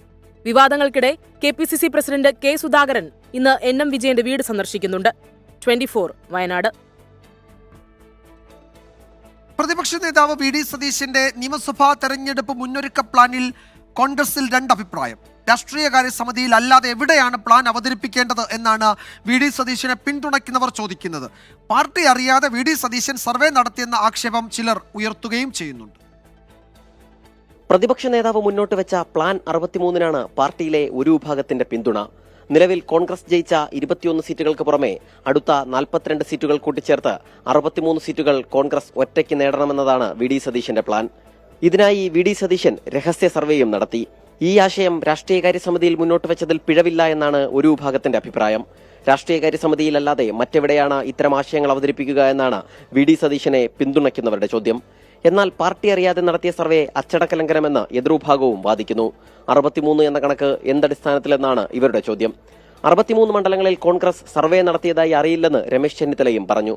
അങ്ങനെ സർവേ നടത്തിയതായിട്ട് എനിക്കറിയില്ല. ഞാൻ അന്ന് ഓൺലൈനിലാണ് യോഗത്തിൽ പങ്കെടുത്തത്. ഓൺലൈനിൽ അവസാനം വരെ എനിക്ക് ഇരിക്കാൻ കഴിഞ്ഞില്ല. എൻ്റെ ഓൺലൈനിൽ സാങ്കേതികമായി തകരാറുള്ളതുകൊണ്ട് അവസാനം വരെ ഇരിക്കാൻ കഴിഞ്ഞില്ല. അങ്ങനെ പാർട്ടി ഒരു സർവേ നടത്തിയതായിട്ട് എനിക്കറിയില്ല. നേതൃമാറ്റ ചർച്ചകളിലും നേതാക്കൾ പല തട്ടിലാണ്. നേതൃമാറ്റത്തിനുള്ള പൂർണ്ണ സ്വാതന്ത്ര്യം ഹൈക്കമാൻഡിനാണെന്ന് K മുരളീധരൻ 24-നോട് പറഞ്ഞു. എന്തെങ്കിലും മാറ്റം വരുത്തണമെന്നുണ്ടെങ്കിൽ അത് പൂർണ്ണമായിട്ട് നിർവഹിക്കാനുള്ള സ്വാതന്ത്ര്യം ഹൈക്കമാൻഡിനുണ്ടല്ലോ. അതേസമയം രാഷ്ട്രീയകാര്യ സമിതി യോഗത്തിലെ വിവരങ്ങൾ പുറത്തുപോകുന്നതിൽ പ്രതിപക്ഷ നേതാവ് കടുത്ത അതൃപ്തിയിലാണ്. ഏറ്റവും ഗൌരവമുള്ള ഫോറത്തിന്റെ വിവരങ്ങളെങ്കിലും രഹസ്യമാകണ്ടേ എന്നാണ് പ്രതിപക്ഷ നേതാവിന്റെ ചോദ്യം. സംയുക്ത വാർത്താ സമ്മേളനം വൈകുന്നതിന് പിന്നിലും വാർത്ത ചോർന്നതിലെ അതൃപ്തിയെന്നാണ് സൂചന. സലിം മാലിക്, 24, തിരുവനന്തപുരം. അതേസമയം ഈ പ്ലാൻ 63-നെ കുറിച്ചുള്ള വാർത്തകൾ തള്ളുകയാണ് കേരളത്തിന്റെ ചുമതലയുള്ള AICC general secretary Deepa Das Munshi. യോഗത്തിൽ പങ്കെടുത്ത് താൻ ഈ ചർച്ചകളൊന്നും കേട്ടില്ല. സംയുക്ത വാർത്താ സമ്മേളനം ഉൾപ്പെടെയുള്ളവ മാധ്യമ സൃഷ്ടിയാണ്. കേരളത്തിന്റെ തെരഞ്ഞെടുപ്പ് സർവേ ഈ മാസം അവസാനത്തോടെ പൂർത്തിയാക്കുമെന്നും ദീപാദാസ് മുൻഷി പറഞ്ഞു. The media is doing lot of speculation. So let them speculate. You people speculate. You people never asked us what is happening really on the ground. But speculation is going on. It is good that media also think about Congress party here in Kerala. Any dispute in KPCC president with the No opposition leader? No dispute. It is again brought. It is again media is bringing through the connivance of the BJP and the left people. Malappuram കൊളപ്പുറത്ത് വൻ spirit വേട്ട. കർണാടകയിൽ നിന്ന് എറണാകുളത്തേക്ക് കൊണ്ടുപോവുകയായിരുന്ന 20,000-ലധികം litre സ്പിരിറ്റാണ് പിടികൂടിയത്. തമിഴ്നാട് കർണാടക അതിർത്തിയിൽ നിന്നെത്തിയ ചരക്ക് ലോറിയിലായിരുന്നു spirit കടത്ത്. 630 കന്നാസുകളിലായി 22,000 ലിറ്റർ സ്പിരിറ്റാണ് മലപ്പുറം കൊളപ്പുറം ഹൈവേയിൽ വെച്ച് പിടികൂടിയത്. ഏകദേശം ഇപ്പോൾ 600 കന്നാസ്, ഒരു കന്നാസിൽ 35 ലിറ്റർ കൊള്ളുന്നതാണ്. അപ്പോൾ കൃത്യമായിട്ട് വിശദമായിട്ട് നമ്മൾ പരിശോധനയിൽ മാത്രം എത്രയെന്ന് കൃത്യമായിട്ട് പറയാനായിട്ട് സാധിക്കും. കർണാടക ഭാഗത്തു നിന്നാണ് വരുന്നതെന്നാണ് നമുക്ക് നിലവിൽ കിട്ടിയേക്കുന്ന വിവരം. അതൊക്കെ വെരിഫൈ ചെയ്യേണ്ടതാണ്. ഇപ്പം അന്വേഷണത്തിലെല്ലാം വെരിഫൈ ചെയ്ത് ഒരു അന്തിമമായിട്ടുള്ള തീരുമാനം അത് പറയാൻ പറ്റും. ലോറിയിൽ കന്നാസുകളിൽ അടുക്കി വെച്ച സ്പിരിറ്റ് ടാർപോളിൻ കൊണ്ടും മാലിന്യം നിറച്ച ചാക്കുകൾ കൊണ്ടും മറച്ച നിലയിലായിരുന്നു. ലോറി ഡ്രൈവർ തമിഴ്നാട് പൊള്ളാച്ചി സ്വദേശി അൻപഴകൻ, സഹായി മീനാക്ഷിപുരം സ്വദേശി മൊയ്തീൻ എന്നിവരെയാണ് പോലീസ് കസ്റ്റഡിയിലെടുത്തത്. മൊയ്തീൻ നേരത്തെയും സ്പിരിറ്റ് കേസുകളിൽ പ്രതിയായിട്ടുണ്ടെന്ന് പോലീസ് കണ്ടെത്തി. സ്പിരിറ്റ് ആർക്കു വേണ്ടിയാണ് കടത്തിയതെന്ന് ഇനി കണ്ടെത്തേണ്ടതുണ്ട്. 24 തിരൂർ. എറണാകുളം കൂത്താട്ടുകുളത്ത് തട്ടിക്കൊണ്ടുപോയ കൗൺസിലർ കലാരാജുവിനെതിരെ വീഡിയോ പുറത്തുവിട്ട് CPIM. സാമ്പത്തിക ബാധ്യതകൾ അന്വേഷിക്കാം എന്ന് കോൺഗ്രസ് നേതാക്കൾ പറഞ്ഞതായുള്ള കലാരാജുവിന്റെ സംഭാഷണമാണ് CPIM പുറത്തുവിട്ടത്. തന്നെ ഭീഷണിപ്പെടുത്തിയാണ് ദൃശ്യങ്ങൾ പകർത്തിയത് എന്നാണ് കലാരാജുവിന്റെ പ്രതികരണം. CPIM ഭരിക്കുന്ന സഹകരണ ബാങ്കിലെ സാമ്പത്തിക ബാധ്യത ചൊല്ലിയാണ് കലാരാജു പാർട്ടിയുമായി അകന്നത്. സാമ്പത്തിക ബാധ്യത തീർക്കാമെന്ന് കോൺഗ്രസ് വാഗ്ദാനം ചെയ്തെന്ന കലാരാജു തന്നെ സഹ കൗൺസിലർമാരോട് സമ്മതിക്കുന്ന വീഡിയോയാണ് CPIM പുറത്തുവിട്ടത്. ഇത്രയും വർഷങ്ങളായിട്ട് ജയിക്കുന്ന പാർട്ടിയാണ് ഇന്നലെ ഒരു വാക്ക് പറയാനാണ് അവരെവിടെയാണ് നിൽക്കണ്ടേ? തന്നെ ഭീഷണിപ്പെടുത്തിയാണ് വീഡിയോ ചിത്രീകരിച്ചതെന്ന് കലാരാജു പ്രതികരിച്ചു. നമ്മളെ അത് ഭീഷണിപ്പെടുത്തി അവരെടുത്ത ക്ലിപ്പാണത്. അവിടെ ചെന്നിട്ട് മുടിക്ക് കുത്തിപ്പിടിച്ചെന്ന് പറയുന്നില്ലേ, വിജയിലേക്ക് വന്നൊരു SFIയുടെ നേതാവാണ് അവനാണ് വടിയായിട്ട് പുറകെ നിന്നിട്ട് പിള്ളേര് പുറത്തുണ്ട്. അപ്പൊ എനിക്ക് പിള്ളേര് എവിടെയാണെന്ന് സേഫ് ആണെന്ന് എനിക്ക് അറിയത്തില്ലായിരുന്നല്ലോ. തട്ടിക്കൊണ്ടുപോകൽ കേസിൽ പ്രതിരോധത്തിലായ പാർട്ടി കൂടുതൽ നടപടികളിലേക്ക് കടക്കുകയാണ്. കൂത്താട്ടുകുളത്തെ എല്ലാ വീടുകളിലും കയറി കാര്യങ്ങൾ വിശദീകരിക്കുമെന്ന് CPIM ജില്ലാ സെക്രട്ടറി CN മോഹനൻ. ഈ കലാരാജുവിനെ വീട്ടിൽ കൊണ്ടുവന്നാക്കിയതിനു ശേഷം കലാരാജു പോലീസ് സ്റ്റേഷൻ വന്നതിന് ശേഷം ആദ്യം പത്രക്കാർ പറഞ്ഞൊരു കാര്യമുണ്ട്. അതിൽ ഈ PB രതീഷിന്റെ പേര് പറഞ്ഞു, LC സെക്രട്ടറി ഫെബീഷിന്റെ പേര് പറഞ്ഞു. ബാക്കിയുള്ളതെല്ലാം ശരിക്കും ഫാബ്രിക്കേറ്റ് ചെയ്തിട്ട് ഇവരെ പ്ലാൻ ചെയ്തിരിക്കുക, ഇവരെ തലയിൽ പ്ലാൻ ചെയ്തിരിക്കുകയാണ്. പ്രതിഷേധത്തിനിടെ പോലീസിനെ ആക്രമിച്ച കേസിൽ എറണാകുളം DCC പ്രസിഡന്റ് മുഹമ്മദ് ഷിയാസിനെ പ്രതി ചേർത്തു. പോലീസ് എടുത്ത വിവിധ കേസുകളിൽ കലാരാജുവിന്റെ രഹസ്യമൊഴിയുടെ അടിസ്ഥാനത്തിലായിരിക്കും കോൺഗ്രസ് CPM നേതാക്കളുടെ അറസ്റ്റ്. 24 കൊച്ചി. ചരിത്രത്തിലാദ്യമായി സ്വർണ്ണവില പവന് 60,000 രൂപ കടന്നു. ഇന്ന് ഒറ്റയടിക്ക് 600 രൂപയാണ് കയറിയത്. പവന് 60,200 രൂപയാണ് ഇന്നത്തെ വില. തുടർച്ചയായ നഷ്ടത്തിന് ശേഷം ഓഹരി വിപണി ഇന്ന് നേരിയ നേട്ടത്തിലാണ്. കയ്യിലുള്ളവർക്ക് നേട്ടം, വാങ്ങാനുള്ളവർക്ക് ആശങ്ക. സ്വർണ്ണവില പിന്നെയും മുകളിലേക്ക് തന്നെ. ഗ്രാമിന് 75 രൂപ ഉയർന്ന് 7,525 രൂപയാണ് ഇന്നത്തെ സ്വർണ്ണവില. കഴിഞ്ഞ വർഷം ഒക്ടോബർ 31 ഗ്രാമിന് 7,455 രൂപ വരെ എത്തിയ റെക്കോർഡാണ് ഇന്ന് തിരുത്തപ്പെട്ടത്. കനം കുറഞ്ഞ ആഭരണങ്ങൾ നിർമ്മിക്കാൻ ഉപയോഗിക്കുന്ന 18 കാരറ്റ് സ്വർണത്തിന്റെയും വില ഉയർന്നു. ഗ്രാമിന് 65 രൂപ കൂടി 6,205 രൂപ എന്ന നിരക്കിലെത്തി. പണിക്കൂലി കൂടി കണക്കാക്കുമ്പോൾ വില ഇനിയും കൂടും. ട്രംപിന്റെ നയങ്ങളുണ്ടാക്കിയ അനിശ്ചിതത്വങ്ങൾ സുരക്ഷിത നിക്ഷേപമെന്ന നിലയ്ക്ക് സ്വർണത്തിലേക്ക് നിക്ഷേപകരെ ആകർഷിക്കുകയാണ്. ട്രംപ് ചുമതലയേറ്റതിന് പിന്നാലെ അന്താരാഷ്ട്ര വില 1.34% ഉയർന്നിരുന്നു. യൂറോപ്യൻ ഏഷ്യൻ വിപണികൾക്കൊപ്പം ഇന്ത്യൻ ഓഹരി വിപണികളും രാവിലെ നേട്ടത്തോടെയാണ് തുടങ്ങിയത്. IT, FMCG ഓഹരികൾ നേട്ടമുണ്ടാക്കുന്നുണ്ട്. എന്നാൽ സ്മോൾ ക്യാപ്പ്, മിഡ് ക്യാപ്പ് ഓഹരികൾ 1.75% ഇടിഞ്ഞു. 24 മുംബൈ. ആലുവയിൽ 11 ഏക്കർ ഭൂമി അനധികൃതമായി കൈവശപ്പെടുത്തിയെന്ന പരാതിയിൽ മുൻ MLA PV അൻവറിനെതിരെ വിജിലൻസ് അന്വേഷണം. കൊല്ലം സ്വദേശിയായ വ്യവസായി മുരുകേഷ് നൽകിയ പരാതിയിലാണ് ആഭ്യന്തര വകുപ്പ് അഡീഷണൽ സെക്രട്ടറിയുടെ ഉത്തരവ്. പാട്ടത്തിനെടുത്ത ഭൂമി പോക്കുവരവ് നടത്തി സ്വന്തം പേരിലേക്ക് മാറ്റി തട്ടിയെടുത്തുവെന്നാണ് PV അൻവറിനെതിരെയുള്ള പരാതി. 4 മാസം മുൻപാണ് ഇതു സംബന്ധിച്ച പരാതി വിജിലൻസിന് ലഭിച്ചത്. വിജിലൻസ് പ്രാഥമിക അന്വേഷണം നടത്തി ആഭ്യന്തര വകുപ്പിന് റിപ്പോർട്ട് നൽകിയിരുന്നു. ഇതിലാണ് കൂടുതൽ വിശദമായ അന്വേഷണം നടത്താൻ വകുപ്പ് അഡീഷണൽ സെക്രട്ടറിയുടെ ഉത്തരവ്. വർഷങ്ങൾക്ക് മുൻപ് സർക്കാർ ഒരു കമ്പനിക്ക് പാട്ടത്തിന് നൽകിയ ഭൂമിയായിരുന്നു ഇത്. ഭൂമി ജാമ്യത്തിൽ കാണിച്ച് കമ്പനി വായ്പയെടുത്തിരുന്നു. എന്നാൽ ഈ തുക പൂർണ്ണമായും അടച്ചു തീർക്കാൻ കമ്പനിക്ക് കഴിഞ്ഞില്ല. തുടർന്ന് അൻവർ ഈ ഭൂമി ഏറ്റെടുക്കുകയായിരുന്നു. പിന്നീടാണ് പോക്കുവരവ് നടത്തി സ്വന്തമാക്കിയത്. കെട്ടിടം പൊളിച്ചുമാറ്റുന്നതുമായി ബന്ധപ്പെട്ട ഹൈക്കോടതി ഉത്തരവും അടുത്ത ദിവസങ്ങളിൽ പുറത്തുവരാനിരിക്കുകയാണ് വിജിലൻസ് നടപടി. അനധികൃതമായ ഭൂമി ഇടപാട് വഴി അൻവർ സാമ്പത്തിക നേട്ടം ഉണ്ടാക്കിയിട്ടുണ്ടോ എന്നാണ് വിജിലൻസ് പരിശോധിക്കുക. 24 കൊച്ചി. പാലക്കാട് തൃത്താലയിൽ സ്കൂളിൽ മൊബൈൽ ഫോൺ മേടിച്ചു വെച്ച സംഭവത്തിൽ തെറ്റേറ്റു പറഞ്ഞ് 17-കാരൻ അധ്യാപകരോട് മാപ്പ് പറയാൻ തയ്യാറാണ് എന്ന് വിദ്യാർത്ഥി പോലീസിനെ അറിയിച്ചു. ഈ സംഭവത്തിൽ വീഡിയോ പ്രചരിച്ചതിൽ വിദ്യാഭ്യാസ വകുപ്പ് മന്ത്രി പൊതുവിദ്യാഭ്യാസ ഡയറക്ടറോട് വിശദീകരണം തേടി.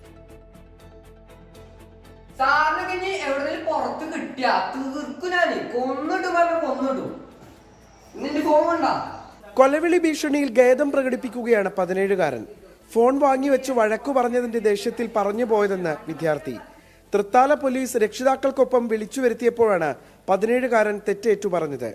തനിക്ക് അതേ സ്കൂളിൽ തന്നെ തുടർന്നു പഠിക്കണം, അധ്യാപകരോട് പറഞ്ഞ കാര്യങ്ങളിലൊക്കെ മാപ്പ് പറയണം. ഇന്ന് വിദ്യാർത്ഥിയെയും അധ്യാപകരെയും പോലീസ് ഒരുമിച്ചിരുത്തിയും സംസാരിക്കും. കുട്ടിക്ക് ആവശ്യമെങ്കിൽ കൗൺസിലിംഗ് ഉറപ്പുവരുത്താമെന്ന് തൃത്താല പോലീസ് അറിയിച്ചിരുന്നു. വിദ്യാർത്ഥിക്കെതിരായ അധ്യാപകരുടെ പരാതിയിൽ പ്രഥമ ദൃഷ്ട്യാ കേസെടുക്കാനാകില്ലെന്നാണ് തൃത്താല CI പറയുന്നത്. പരാതിക്കാർ കോടതിയെ സമീപിച്ച് കോടതി നിർദ്ദേശിക്കുകയാണെങ്കിൽ മാത്രമായിരിക്കും കേസെടുത്ത് മുന്നോട്ട് പോവുക. സംഭവത്തിന് പിന്നാലെ സ്കൂളിൽ നിന്ന് സസ്പെൻഡ് ചെയ്ത വിദ്യാർത്ഥിയെ തിരിച്ചെടുക്കുന്ന കാര്യവും സമീപകാലത്ത് സ്കൂളിലുണ്ടായ തർക്കങ്ങൾ സംബന്ധിച്ചും ഇന്ന് ചേരുന്ന PTA യോഗം ചർച്ച ചെയ്യും. 24 പാലക്കാട്. അനധികൃതമായി ഭൂമിയിടപാട് നടത്തിയെന്നത് രാഷ്ട്രീയ ആരോപണമാണെന്ന മുൻ MLA-യും തൃണമൂൽ കോൺഗ്രസ് സംസ്ഥാന കോർഡിനേറ്ററുമായ PV അൻവർ കേസിനെ നിയമപരമായും രാഷ്ട്രീയമായും നേരിടും. കൂടുതൽ തെളിവുകൾ നാളെ പുറത്തുവിടുമെന്നും അൻവർ പറഞ്ഞു. പച്ചക്കള്ളം നാളെ നമുക്ക് വിശദീകരിക്കാം. റെക്കോർഡിങ്ങൊക്കെ തരും. ഇതൊക്കെ സർക്കാർ റെക്കോർഡുള്ള കാര്യങ്ങളാണ്. ഞാൻ കെട്ടിടത്തോടു കൂടിയാണ് വാങ്ങിയിട്ടുള്ളത്. മനസ്സിലായില്ലേ? കെട്ടിടം ഉൾപ്പെടെയാണ് കോടതി തന്നിട്ടുള്ളത്. അത് നാളെ നമ്മൾ വിശദീകരിക്കും. അല്ല, അത് എന്ത് പോക്കിയാലും കുഴപ്പമില്ല. പക ഏറ്റെടുക്കാൻ തയ്യാറായിട്ടാണല്ലോ ഞാൻ പോകുന്നത്. അപ്പോൾ പക പോക്കിക്കോട്ടെ, അതുകൊണ്ടെന്താ കുഴപ്പം?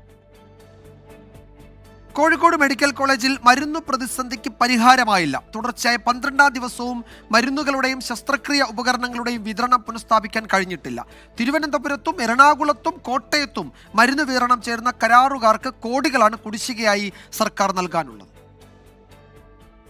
കഴിഞ്ഞ ദിവസം ആരോഗ്യമന്ത്രിയും ആശുപത്രി അധികൃതരും തിരുവനന്തപുരത്ത് നടത്തിയ ചർച്ചയെ തുടർന്ന് 50 മരുന്നുകൾ കാരുണ്യ ഫാർമസിയിൽ എത്തിച്ചു.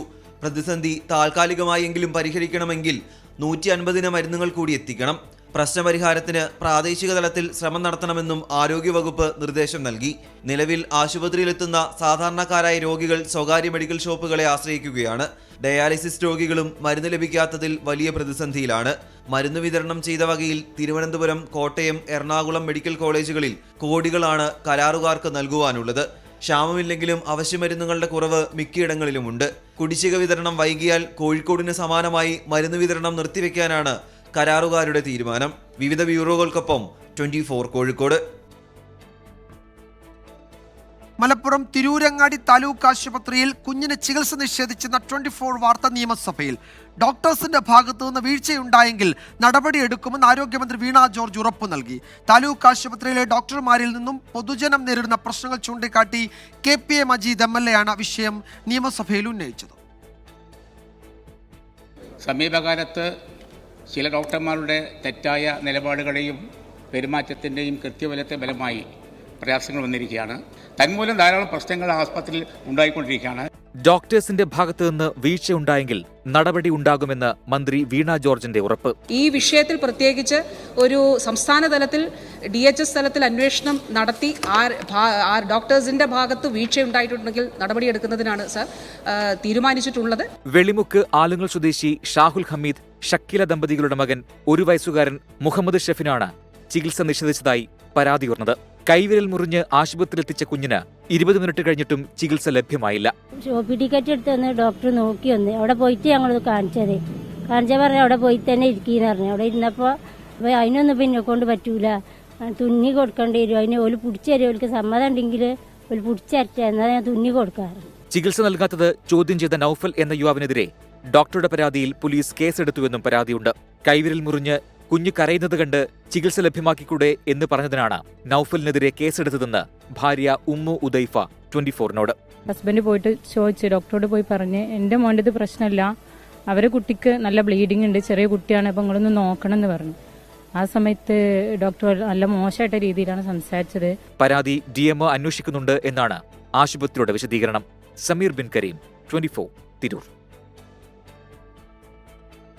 ഡൽഹി നിയമസഭാ തെരഞ്ഞെടുപ്പിൽ പ്രധാനമന്ത്രി നരേന്ദ്രമോദി ഉൾപ്പെടെയുള്ള മുതിർന്ന നേതാക്കൾ പ്രചാരണത്തിനിറങ്ങുന്നു.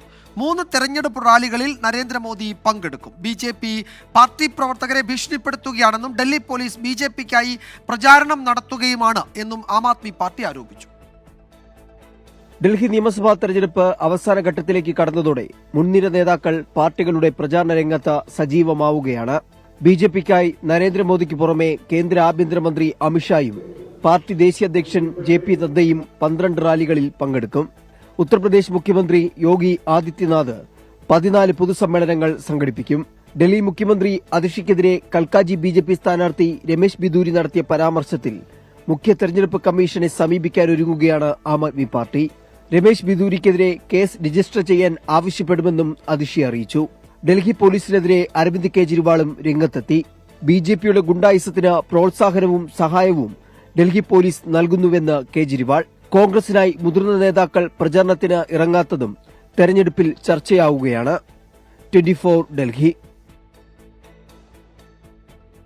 ആം ആദ്മി പാർട്ടിക്കെതിരെ ഗുരുതര അഴിമതി ആരോപണവുമായി കോൺഗ്രസ്. ആരോഗ്യ മേഖലയിൽ 382 കോടിയുടെ അഴിമതി നടന്നുവെന്ന് കോൺഗ്രസ് നേതാവ് അജയ് മാക്കൻ ആരോപിച്ചു. ആശുപത്രികൾക്കായി ചെലവഴിച്ച തുക രേഖകളിൽ മാത്രമാണ് എന്നും കോൺഗ്രസിന്റെ ആരോപണം. जो कि केजरीवाल कहते हैं कि जो सैंक्शन टेंडर अमाउंट होता है मैं उससे कम कर देता हूं। इंदिरा गांधी हॉस्पिटल के अंदर 314 करोड़ फालतू खर्च हुए, बुराड़ी हॉस्पिटल के अंदर 41 करोड़ फालतू खर्च हुए और मौलाना आजाद डेंटल के अंदर 26 करोड़ रुपया फालतू खर्च हुआ। कुल 382 करोड़ 52 लाख रुपए फालतू खर्च हुए टेंडर अमाउंट से। ये मैं नहीं कह रहा, ये सीएजी की रिपोर्ट कह रही है और इसलिए केजरीवाल इस सीएजी रिपोर्ट के ऊपर बैठ गया और इसको विधानसभा में पेश नहीं होने दिया। ये मैं सीधे केजरीवाल साहब की सरकार और केजरीवाल के ऊपर आरोप लगा रहा हूं कि सीएजी रिपोर्ट को रोकने का कारण सबसे बड़ा ये है। UDF ഭരിക്കുന്ന കോട്ടയം നഗരസഭയിൽ വീണ്ടും വിവാദം. ബജറ്റ് അവതരണത്തിൽ പാരിതോഷികത്തിന്റെ പേരിൽ പണപ്പിരിവ് നടത്തിയെന്നാണ് പ്രതിപക്ഷ ആരോപണം. സംഭവത്തിൽ വിജിലൻസ് അന്വേഷണത്തിന് ചെയർപേഴ്സൺ ശുപാർശ നൽകി. കഴിഞ്ഞ ദിവസം നടന്ന കൗൺസിൽ യോഗത്തിലാണ് ഈ വിഷയം പ്രതിപക്ഷം ഉന്നയിക്കുന്നത്. ബജറ്റുമായി ബന്ധപ്പെട്ട് കൗൺസിലർമാർക്ക് പാരിതോഷികം നൽകുന്നതിന്റെ പേരിൽ പണപ്പിരിവ് നടത്തിയെന്നാണ് ആരോപണം. മുൻ വർഷങ്ങളിലും സമാനമായ തട്ടിപ്പ് നടന്നിട്ടുണ്ടെന്നും ഇതെല്ലാം പരിശോധിക്കണമെന്നുമാണ് പ്രതിപക്ഷം പറയുന്നത്. ഇവിടെ കാലാകാലങ്ങളിൽ ബഡ്ജറ്റ് അവതരണത്തിൽ കൗൺസിലർമാർക്ക് കോംപ്ലിമെന്റ് കൊടുക്കുന്ന ഒരു കീഴ്വഴക്കം തുടരുന്നുണ്ട്. പക്ഷേ അതിൻ്റെ മറയിൽ വലിയ പണപ്പിരിവുകൾ നടക്കുന്നു എന്നാണ് ഇപ്പം വെളിയിൽ വന്നത്.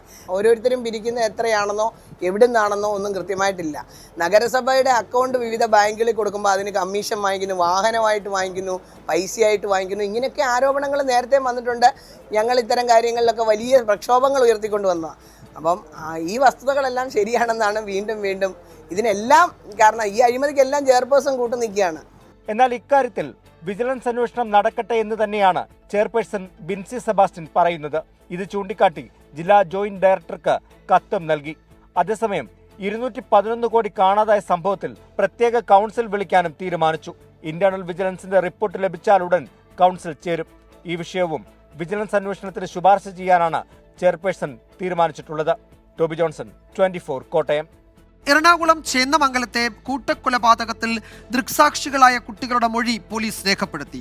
ക്രൂരമായ ആക്രമണത്തിനാണ് സാക്ഷികളായത് എന്ന് കുട്ടികൾ മൊഴി നൽകി. കൊലപാതകത്തിൽ പശ്ചാത്താപമില്ല എന്ന് പ്രതി ഋതു ജെയിൻ പോലീസിനോട് ആവർത്തിച്ചു. 7ഉം 10ഉം വയസ്സുള്ള 2 കുട്ടികളാണ് ചേന്നമംഗലം കൂട്ടക്കൊലപാതകത്തിലെ നിർണായക ദൃക്സാക്ഷികൾ. നേരിൽ കണ്ട ഋതു ജെയിന്റെ കൊടും ക്രൂരത കുട്ടികൾ പോലീസിനോട് പറഞ്ഞു.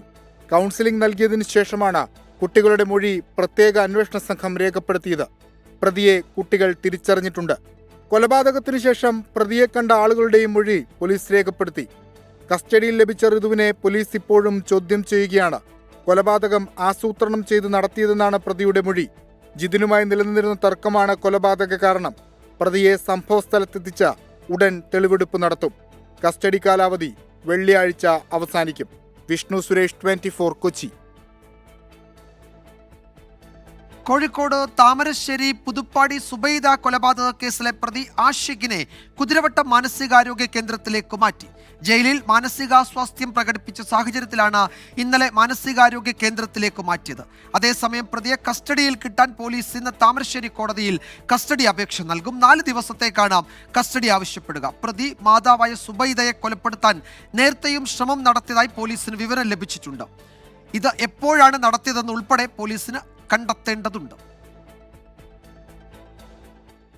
തിരുവനന്തപുരം കഠിനംകുളത്ത് യുവതിയെ കൊലപ്പെടുത്തിയ ശേഷം പ്രതി രക്ഷപ്പെട്ട സ്കൂട്ടർ കണ്ടെത്തി. കൊല്ലപ്പെട്ട ആതിരയുടെ സ്കൂട്ടറാണ് ചിറയിൻകീഴ് റെയിൽവേ സ്റ്റേഷനിൽ നിന്ന് കണ്ടെത്തിയത്. ആതിരയുടെ ഭർത്താവിന്റെ മൊഴി പോലീസ് വീണ്ടും രേഖപ്പെടുത്തി. പ്രതിയെക്കുറിച്ച് അന്വേഷണം നടക്കുന്നതിനിടെ ഇന്നലെ വൈകിട്ടാണ് റെയിൽവേ സ്റ്റേഷനിലെ ടിക്കറ്റ് കൗണ്ടറിന് സമീപത്ത് നിന്ന് വാഹനം കണ്ടെത്തുന്നത്.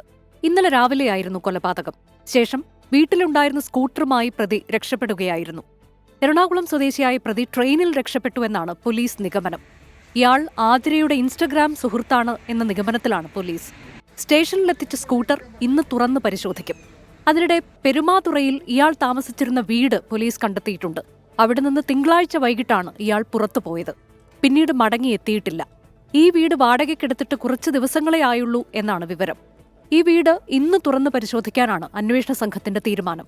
ഇയാൾ കരുതിക്കൂട്ടിയാണ് ഇവിടെ എത്തിയതെന്നാണ് പോലീസിന്റെ നിഗമനം. തിരുവനന്തപുരം റൂറൽ SP യുടെ നേതൃത്വത്തിലുള്ള സംഘമാണ് കേസ് അന്വേഷിക്കുന്നത്. 4 സംഘങ്ങളായിട്ടാണ് പ്രതിക്കായുള്ള അന്വേഷണം. ഇന്നലെ രാവിലെ 11:30 പൂജാരിയായ ഭർത്താവ് വീട്ടിൽ തിരിച്ചെത്തിയപ്പോഴാണ് യുവതിയുടെ മൃതദേഹം കണ്ടെത്തിയത്. 24 തിരുവനന്തപുരം. കോഴിക്കോട് വിവാഹ ആഘോഷത്തിനിടെ അപകടകരമായ രീതിയിൽ റീൽസ് ചിത്രീകരിച്ച സംഭവത്തിൽ കേസെടുത്തു പോലീസ്. വരനും സുഹൃത്തുക്കൾക്കുമെതിരെയാണ് വളയം പോലീസിന്റെ നടപടി. ഒരു ആഡംബര വാഹനവും കസ്റ്റഡിയിലെടുത്തു. കഴിഞ്ഞ ഞായറാഴ്ചയാണ് കോഴിക്കോട് പുളിയാവ് റോഡിൽ യുവാക്കളുടെ അഭ്യാസ പ്രകടനം നടന്നത്. സുഹൃത്തിന്റെ വിവാഹം ആഘോഷമാക്കാനാണ് അമിത വേഗതയിൽ വാഹനമോടിക്കുകയും അപകടകരമായ രീതിയിൽ യാത്ര ചെയ്യുകയും ചെയ്തത്.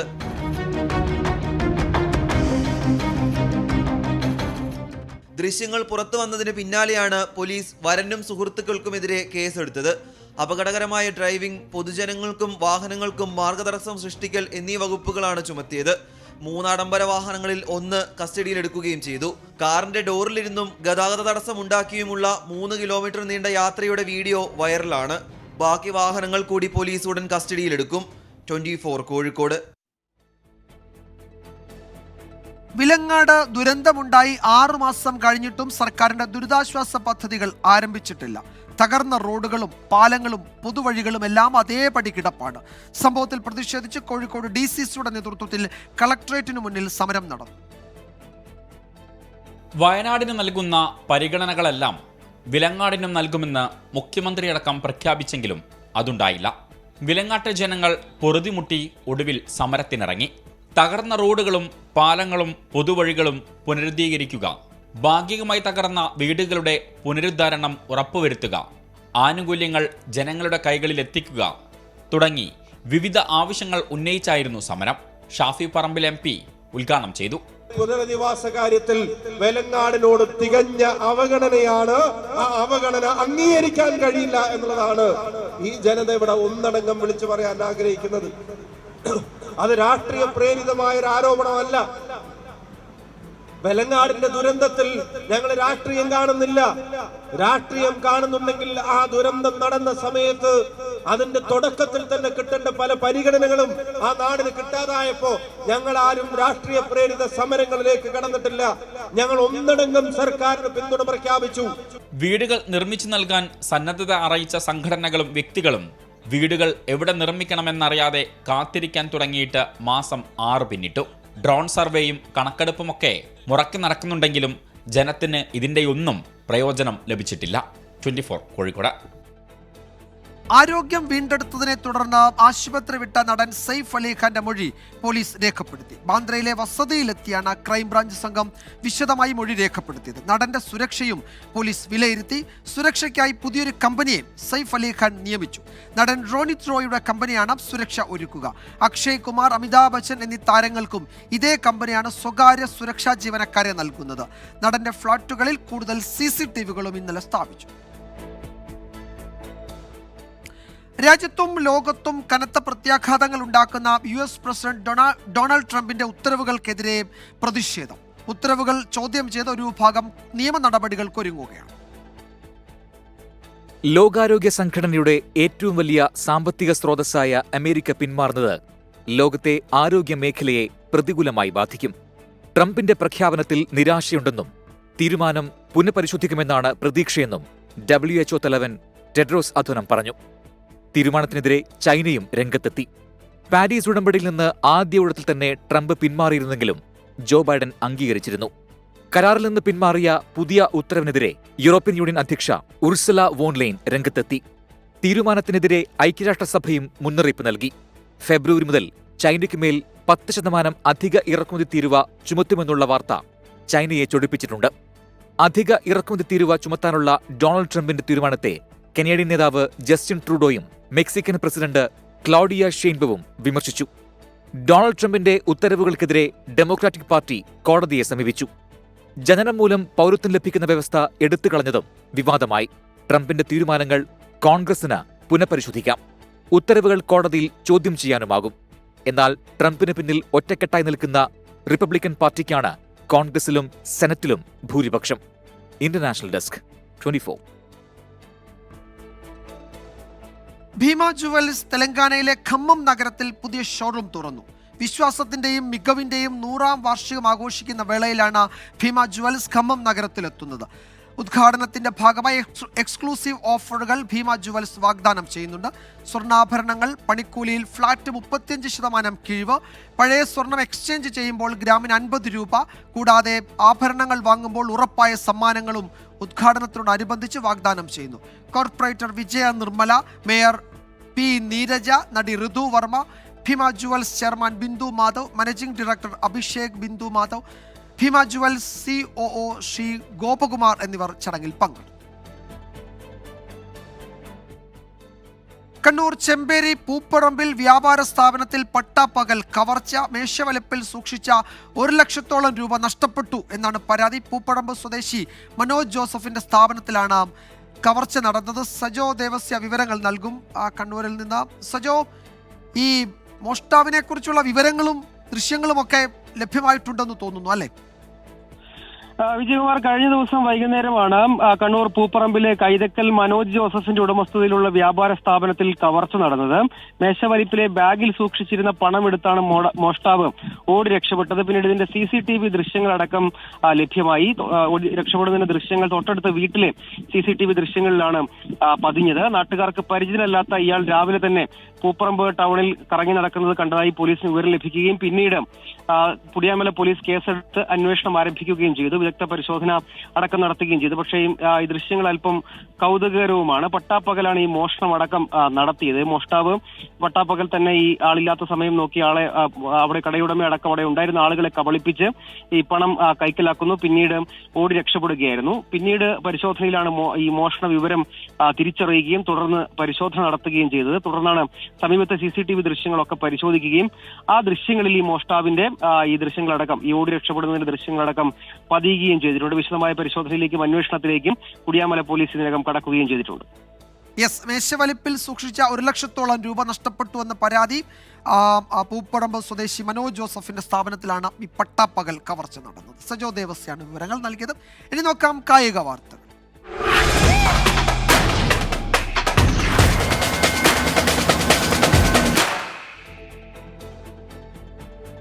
ഇന്ത്യ ഇംഗ്ലണ്ട് 2020 പരമ്പരയ്ക്ക് ഇന്ന് തുടക്കമാകും. രാത്രി 7-ന് കൊൽക്കത്ത ഈഡൻ ഗാർഡൻസിലാണ് ആദ്യ മത്സരം.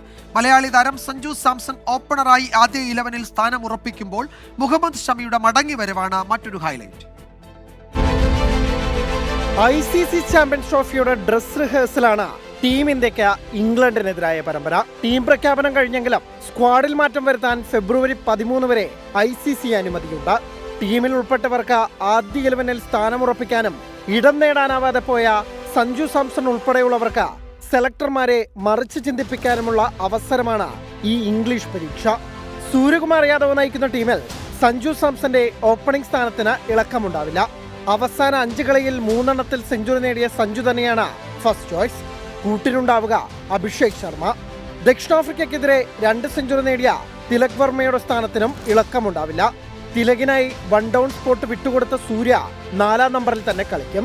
ഓൾറൗണ്ടർമാരായി ഹാർദിക് പണ്ഡ്യയും നിതീഷ് കുമാർ റെഡ്ഡിയും എത്തുമ്പോൾ ഫിനിഷറുടെ റോൾ റിങ്കു സിംഗിൽ ഭദ്രം. 8-ാം സ്ഥാനത്തിറങ്ങുന്ന വൈസ് ക്യാപ്റ്റൻ കൂടിയായ അക്സർ പട്ടേൽ ഇന്ത്യൻ ബാറ്റിംഗ് നിരയുടെ ആഴം കൂട്ടുന്നു. 14 മാസത്തിന് ശേഷമുള്ള മുഹമ്മദ് ഷമിയുടെ മടങ്ങിവരവാണ് മത്സരത്തിന്റെ ഏറ്റവും വലിയ പ്രത്യേകത. ഷമിക്കൊപ്പം ന്യൂ ബോൾ പങ്കിടുക അർഷ്ദീപ് ആയിരിക്കും. ചാമ്പ്യൻസ് ട്രോഫി ടീമിൽ ഇടം നേടിയ ഈ 2 താരങ്ങൾക്കും ആയുധങ്ങളുടെ മൂർച്ച കൂട്ടാനുള്ള അവസരമാണിത്. വരുൺ ചക്രവർത്തിയാണ് ടീമിലെ സ്പെഷ്യലിസ്റ്റ് സ്പിന്നർ. ജോസ് ബട്ട്ലറും ഫിൽസാൾട്ടും ഹാരി ബ്രൂക്കും ജോഫ്ര ആർച്ചറും ഉൾപ്പെടുന്ന ഇംഗ്ലണ്ടിന്റെ കിടലൻ നിര എതിരായെത്തുമ്പോൾ ഇടിവെട്ട് പോരാട്ടം തന്നെ ഈഡൻ ഗാർഡൻസിൽ കാണാം. Sports desk 24. UEFA champions league ഫുട്ബോളിൽ നിലവിലെ ചാമ്പ്യന്മാരായ റയൽ മാഡ്രിഡിന് ഇന്ന് ജീവൻ മരണ പോരാട്ടം.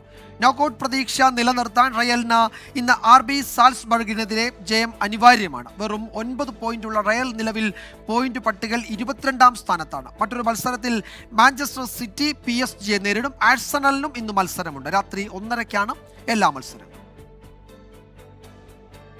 സംസ്ഥാന ടെലിവിഷൻ പുരസ്കാരങ്ങളിൽ തിളങ്ങി 24-ഉം ഫ്ലവേഴ്സും. 2023 മികച്ച വാർത്താ അവതാരകനുള്ള സംസ്ഥാന award 24 chief sub editor Prajin C. കണ്ണന് ലഭിച്ചു. പ്രഭാത വാർത്താ അവതരണത്തിനാണ് പുരസ്കാരം. വാർത്താതിര പരിപാടിയിലെ മികച്ച അവതാരകനുള്ള പുരസ്കാരം 24 അസിസ്റ്റന്റ് എക്സിക്യൂട്ടീവ് എഡിറ്റർ വി അരവിന്ദിന് ലഭിച്ചു. അരസ്യൽ ഗലാട്ട എന്ന പരിപാടിക്കാണ് പുരസ്കാരം. ഫ്ലവേഴ്സ് TV സംപ്രേഷണം ചെയ്ത സുസു സുരഭിയും സുഹാസിനിയുമാണ് മികച്ച രണ്ടാമത്തെ ടെലി സീരിയൽ. രാജേഷ് തലച്ചിറയാണ് സംവിധായകൻ. അമ്മേ ഭഗവതിയിലെ അഭിനയത്തിന് സീനു രാഘവേന്ദ്ര മികച്ച രണ്ടാമത്തെ നടനായും നന്ദകുമാർ മികച്ച ഡബ്ബിംഗ് ആർട്ടിസ്റ്റായും തെരഞ്ഞെടുക്കപ്പെട്ടു. സുസു സുരഭിയും സുഹാസിനിയും പരമ്പരയിലെ അനുക്കുട്ടിയാണ് മികച്ച രണ്ടാമത്തെ നടി.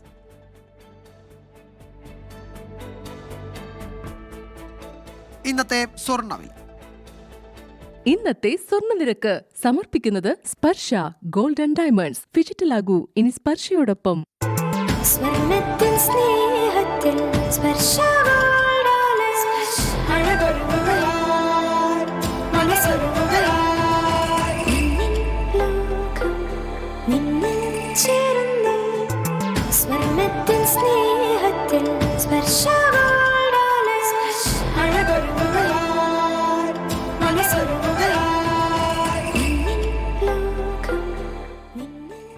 റിപ്പോർട്ടോടെ വാർത്താമഴ അവസാനിക്കുന്നു.